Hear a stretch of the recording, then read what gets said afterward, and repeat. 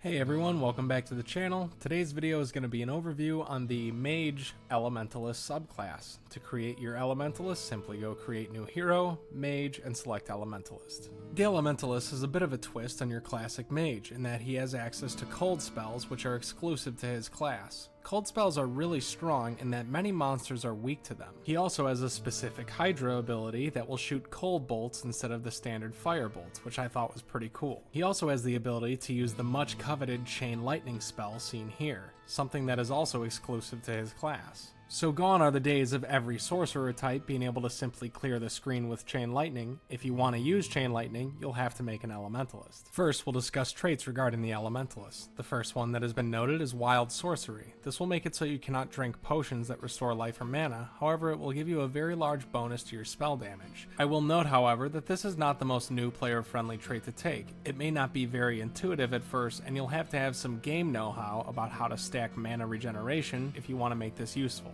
The trait, Avatar of Cold, will lean more into your cold spell specialization. This will boost your cold damage spells overall and give you an innate cold resistance, but be aware that it will also lower the damage of your fire spells and give you a bit of a fire resistance malus. As previously stated though, cold spells are very good and are broadly applicable in that a lot of monsters have weakness to it, so if it's something that you feel like you can balance around, the fire negative malus that is, then maybe give this a shot. Where survivability is concerned, Doom Whirl is also an option. While it will only end up being about 5% less arrow damage, no mage uniques lend themselves to a high AC playstyle at endgame without giving up a lot of damage, so the downside is lower on this class. Another combination that I personally enjoy for hardcore is Unshakable paired with Resolute Guard. Ultimately, you'll gain 10% stun threshold from this trade and a large amount of resistances based on your character level. However, your AC will be lowered as you level up.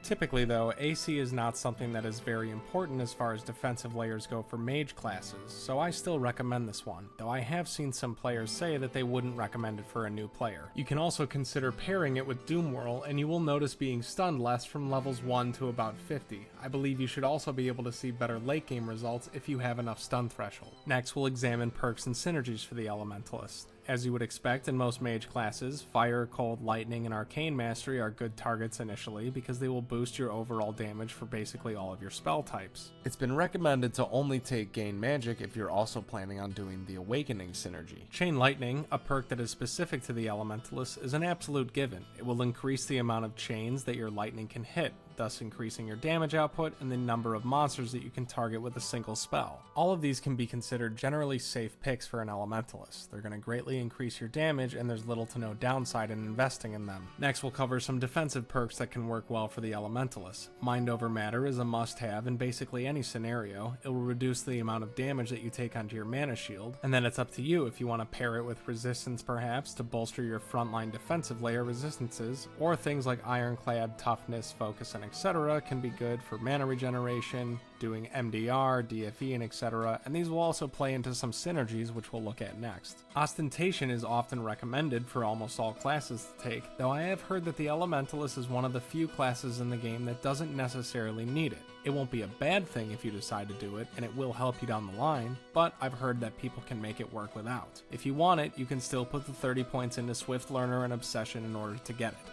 Energy Field as well as Negation are also decent targets if you want to try and prioritize some survivability. Just know that if you want to target these synergies, you will have to invest a decent amount of points into pure survival mechanics, which, depending on your playstyle and game mode, might not be something that really is important to you. Another defensive option that may be worth considering is Impedance. This will increase your resist all as well as give you maximum resistances. Just know that it is not exactly easy to get up to max resistance until you're very far into your character's progression. An honorable mention also to resist chaos, and that it will reduce the amount of damage that Apocalypse hits you for, which can be useful for fighting Uber Diablo, and also Awakening, which will give you mana as well as mana regeneration, though you won't be able to target all of these synergies, so you'll have to pick and choose between what you want the most. As far as gearing is concerned on the Elementalist, going into late game, your best set will drop off of Lazarus, who is found on Hell level 15. It has very strong bonuses that you will get per piece that you acquire. Also, I'd like to mention the Invoker Ring, which can drop usually in horror difficulty